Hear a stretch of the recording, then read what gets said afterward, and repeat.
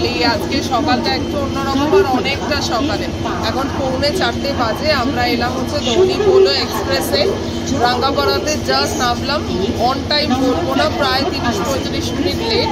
গাড়ি আমাদের বাইরে দাঁড়িয়ে আছে আর আমরা এখন গাড়িতে উঠবো স্ট্রেট টু মাঝখানে যেরকম চল।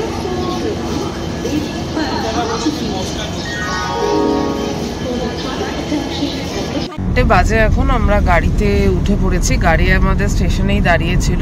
এবার এখান থেকে স্ট্রেট আমরা বমডিলা যাব, যেখানে গিয়ে আমরা ব্রেকফাস্ট করবো, ফ্রেশ হব। আর এই হচ্ছে অরকুমার। সে গুড মর্নিং। Good morning. তো ফুল এনার্জিতে আছে অরকুমার এখন। যাই হোক, এখান থেকে স্ট্রেট হচ্ছে বমডিলা যেতে আমাদের দিরাং পৌঁছতে হয়তো 6-7 ঘন্টা মতো সময় লাগবে। আজকে স্টে হচ্ছে দিরাঙে।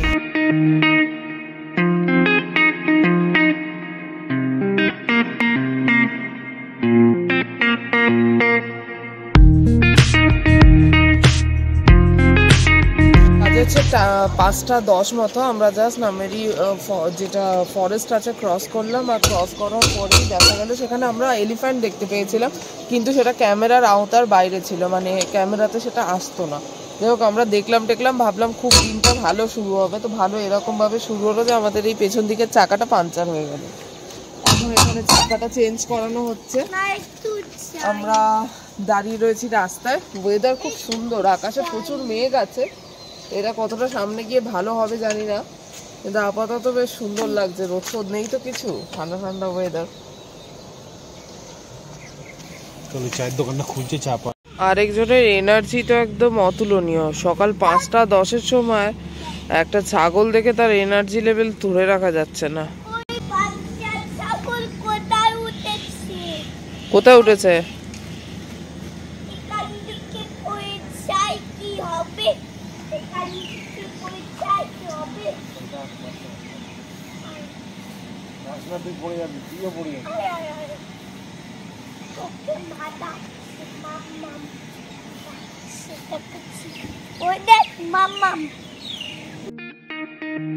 গুয়াহাটি থেকে দিরাঙের রাস্তা পথ হচ্ছে প্রায় 400 কিলোমিটার। যেতে কম বেশি গাড়িতে সময় লাগতো উচিত হচ্ছে প্রায় 10 ঘন্টা, বাই গুগল একটু কম লাগছে। যাই হোক, সেই অনুযায়ী আমরা রাস্তাটাকে দুটো ভাগে ভাগ করেছিলাম। সেটা হচ্ছে আমরা গুয়াহাটি থেকে রাঙ্গাপাড়া গেছিলাম ট্রেনে, আর রাঙ্গাপাড়া থেকে আমরা দিরাং গেছিলাম বাই কার। এবার রাঙ্গাপাড়া পর্যন্ত যে ট্রেনে গেছিলাম সেই 4-4.5 ঘন্টাটা আমাদের একটু রেস্টিং টাইম। ট্রেনে যেটা 4 ঘন্টা লেগেছে সেটা ডেফিনেটলি গাড়িতে যেতে হয়তো 6-7 ঘন্টা সময় লাগতো। আর আমরা আগের দিনও রাত্রিবেলা যেহেতু ট্রেন জার্নি করেছিলাম, আমাদের একটু রেস্টেরও দরকার ছিল। তো সেই জন্যই আমরা এটাকে দুটো ভাগ করেছিলাম। রাঙ্গাপাড়া থেকে দিরাং যাওয়ার পথটা কিন্তু খুব সুন্দর। নামেরি ন্যাশনাল ফরেস্টের একদম গা ঘেঁষে আর কামেরি রিভারকে প্রায় ছুঁয়ে আমরা এগিয়ে চলেছিলাম। সেখানে আমরা জঙ্গলে হাতিরও দেখা পেয়েছিলাম, কিন্তু সেটা ক্যামেরার আওতার একটু বাইরে ছিল। মাঝখানে ছোটখাটো এরকম দুটো ব্রিজ, সেখানে আমরা দাঁড়িয়ে একটু টুকটাক হাঁটা, কিছু অভিজ্ঞতার সঞ্চয়ও কিন্তু করে নিয়েছিলাম। বাকি আমাদের রাঙ্গাপাড়া থেকে দিরাং পৌঁছানো বাই গুগল উচিত ছিল 4.5 ঘন্টা, কিন্তু প্রায় 6 ঘন্টার উপর সময় লেগেই গিয়েছিল। 177 কিলোমিটার মতো রাস্তা, আর ইন বিটুইন পরে হচ্ছে বমডিলা, যেটা 140 কিলোমিটার ডিস্টেন্সে। যেহেতু আমরা রাস্তায় বমডিলা একটা ভালো রকম রেস্ট নেবো প্ল্যানই করে নিয়েছিলাম, সেহেতু আশা করা যাচ্ছে রাস্তাটার জার্নিটা খুব একটা আমাদের গায়ে লাগবে না, কেননা দিরাং পৌঁছেও আমাদের লম্বা চওড়া প্ল্যান আছে। তার জন্য কিছুটা সুস্থ সবল আর এনার্জেটিক তো আমাদের থাকতেই হবে। যাই হোক, আমরা প্রায় বমডিলা পৌঁছে গেছি। দেখি এখানে কোথায় ব্রেক নেওয়া যায়। আমরা দিরাং যাওয়ার পথে একটুখানির জন্য ওয়েট করলাম হচ্ছে বমডিলাতে। আমাদের ফ্রেশ ট্রেশ হওয়ার ছিল, অরবাবুকে কিছু খাওয়ানোর ছিল, আমাদেরও ব্রেকফাস্ট করার ছিল। সেই জন্য বমডিলাতে একটু স্টে দিলাম। একটা হোম স্টে এখানে আছে, সেখানে ঘন্টা 2-এর জন্য আমরা জাস্ট এটা রেন্টে নিলাম। আর এখানে ব্রেকফাস্ট করছি, সেটা হচ্ছে পাহাড়ের সেই জাতীয় খাবার ম্যাগি, আর সঙ্গে ডিমের অমলেট। অরকুমারও তাই খাচ্ছে আমাদের সাথে, লঙ্কাটা দিতে বারণ করেছি। পাহাড়ে এসে ঠান্ডা ঠান্ডা ওয়েদারে ম্যাগি খাওয়ার ব্যাপারই আলাদা। বাকি হোমস্টেটা এত সুন্দর যে তোমাদের আমি বেরোনোর সময় বাইরেটা দেখাচ্ছি, যে এত সুন্দর সুন্দর মানে রয়েছে, প্ল্যান্ট রয়েছে, অর্কিডস রয়েছে, তারপরে সাকলেন রয়েছে। তোমাদের আমি দেখাচ্ছি, মানে মন জুড়িয়ে যাবে থাকলে। এবার একটু খেয়ে নি, নাহলে ম্যাগিটা ঠান্ডা হয়ে যাবে। তোমাদের যেরকম বললাম, আমরা বমডিলায় যে হোটেলটায় হোমস্টেটায় কিছুক্ষণের জন্য স্টে করেছিলাম, তার বাইরে এত সুন্দর সুন্দর সাকলেন না, মানে এইটা আমাদের রুম ছিল, আর এই বাইরেটা হচ্ছে লনটাতে এত সুন্দর সাকলেন, মানে এত অসম্ভব সুন্দর গাছগুলো। আমাদের ওখানে এরকম গাছ হয় না অ্যাকচুয়ালি। এটাও ভীষণ সুন্দর। This is so nice. আর এই হচ্ছে বাইরের অ্যাটমসফিয়ার। এই ওয়েদারটার জন্যই এগুলোর হওয়া পসিবল হয়।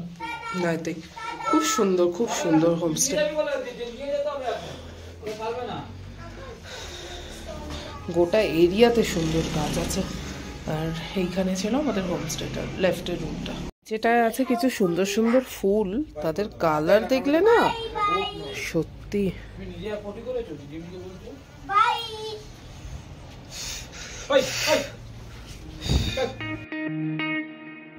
বমডিলায় আমরা যে হোমস্টেটাতে কিছুক্ষণের জন্য ওয়েট করলাম, সেটা আমাদের ঘন্টা দুয়েকের জন্য চার্জ করেছিল প্রায় 700 টাকা মতো। খুব সুন্দর ছিল। ওয়াশরুম একদম রুমের সাথে ছিল, দুটো রুম ছিল। আমরা খুব একটা রুমের আমাদের যত না দরকার ছিল, ওয়াশরুমে গিয়ে মুখ চোখ ধুয়ে একটু টুকটাক খাওয়া দাওয়া করার, আর অরকুমারকে একটু খাওয়া দাওয়া করানোর খুব দরকার ছিল। তা আশা করা যাচ্ছে আমরা দিরাং প্রায় 12টার মধ্যে পৌঁছে যাবো, আর সেখানে হালকা কিছু লাঞ্চের পার্ট সেরেই আমরা বেরিয়ে পড়বো শান্তি ভ্যালির উদ্দেশ্যে। এবার শান্তি ভ্যালি পৌঁছতে পৌঁছতে একটা শিপ ফার্মও পেয়ে যাবো শান্তি ভ্যালির, সেখানটাই খুব সুন্দর আমি এরকম শুনেছি। আর আমাদের দিরাঙে তো হোটেল বুক করাই আছে, তো কোনো অসুবিধা হবে না। আমরা ডিরেক্টলি হোটেলের লোকেশনে গুগলে মেরে রেখেছি, আর সেখান থেকে আমরা বেরিয়ে পৌঁছে যাব হচ্ছে ডিরেক্টলি হোটেলে। তারপরে গিয়ে আমরা হোটেলে দিরাঙে পৌঁছে গেস্ট হাউসে যেখানে ছিলাম ওখানে পৌঁছে জাস্ট ব্যাগটা রেখেই আমরা বেরোলাম শান্তি ভ্যালির উদ্দেশ্যে। এখন 3:15-20 বাজে, তো আশা করি মোটামুটি পৌঁছে যাবো। 25 মিনিট মতো লাগবে এখান থেকে শান্তি ভ্যালি যেতে। এই জায়গাটা এতটা সুন্দর, জাস্ট আমাদের গেস্ট হাউস থেকে ক্রস করেই এলো, তো আমরা ওই জন্য না দাঁড়িয়ে পারলাম না। এই রিভারটার নামটাও আমি জেনে এসেছিলাম, কিন্তু আমি অ্যাট প্রেজেন্ট মনে করতে পারছি না। আমি লিখে দেবো ডেসক্রিপশনে। বাকি একটুখানি এখানে 2-5 মিনিট দাঁড়াবো, তারপরে শান্তি ভ্যালির উদ্দেশ্যে আমরা বেরোবো। অলরেডি আমার অরকুমার কাঁদতে শুরু করে দিয়েছে, আমি গাড়ি থেকে নেমেছি বলে। বাবুকে না নিয়ে তো নামা যাবে না কোথাও।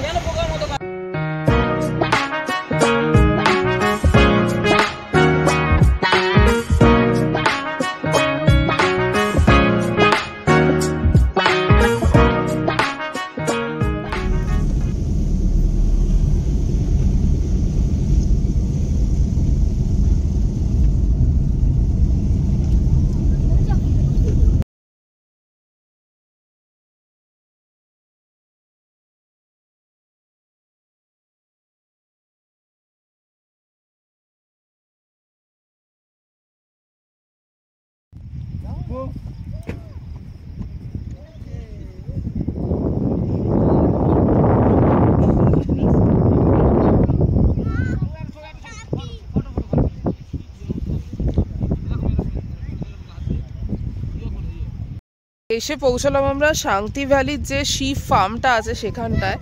ভীষণ সুন্দর ওয়েদার আর একদম ফাঁকা জায়গা। একটা না দুটো গাড়ি আছে আমাদের সাথে এখানে এসছে, তো এত সুন্দর লাগছে। মানে শান্তি ভ্যালি কথাটা, বাট এটা একটা শান্তিপূর্ণ জায়গা দেখে মনে হচ্ছে। অরবাবু তো জাস্ট এই দেখো না দৌড়ে দৌড়ে বেড়াচ্ছে। কোথায় গেল? এই যে দৌড়ে দৌড়ে বেড়াচ্ছে। আর ভীষণ সুন্দর জায়গাটা। এখানে বেশ কিছুক্ষণ একটু টাইম কাটাবো ইচ্ছা আছে। একটু মোমো খাওয়ার ইচ্ছে ছিল, যদি চায়ের দোকান বা মোমো পেতাম ভালো হতো, বাট সেটার কোনো উপায় তো এখানে দেখতে পাচ্ছি না। দেখা যাক। এটা শিপ ফার্মটা, আর ভ্যালিটা মনে হয় সামনে আর একটা আছে। খেলা করো, খেলা করো। ডান্সি ডান্সি ডান্সি ডান্সি।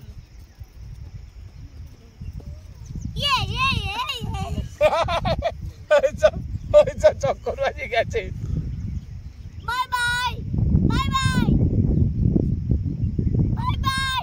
লাঠিটা তোলো তো। আজকের দিনটা আমাদের কাছে ছিল খুব লং ডে, কেননা সকাল হয়েছিল প্রায় ভোর 3টে, আর রাত্রিবেলাও সেরকম ভাবে ট্রেনে কিছু রেস্ট হয়নি। তার আগের দিনটা আমরা সারাদিন গুয়াহাটিতে ঘুরেছি। আজকে আমাদের দিনটা একটু শান্তিপূর্ণ আর একটু পিসফুল দিনটা শেষ করার খুব দরকার ছিল, যেটা শান্তি ভ্যালিতে এসে আমাদের পুরো হয়ে গেছিল। এত শান্তিপূর্ণ জায়গা না, আরো কিছুক্ষণ যদি পসিবল হতো আমরা ডেফিনেটলি বসে থাকতাম। কিন্তু আর শরীর আমাদের সাথ দিচ্ছিল না। এবার মনে হচ্ছিল হোটেলে গিয়ে কতক্ষণে আমরা একটু রেস্ট নেব, একটু খাওয়া দাওয়া করবো, ডিনার করবো আর একটু শোবো, কেননা তারপরের দিন আবার তাওয়াংয়ের উদ্দেশ্যে বেরোনো ছিল, যেটাও বেশ লং রুট।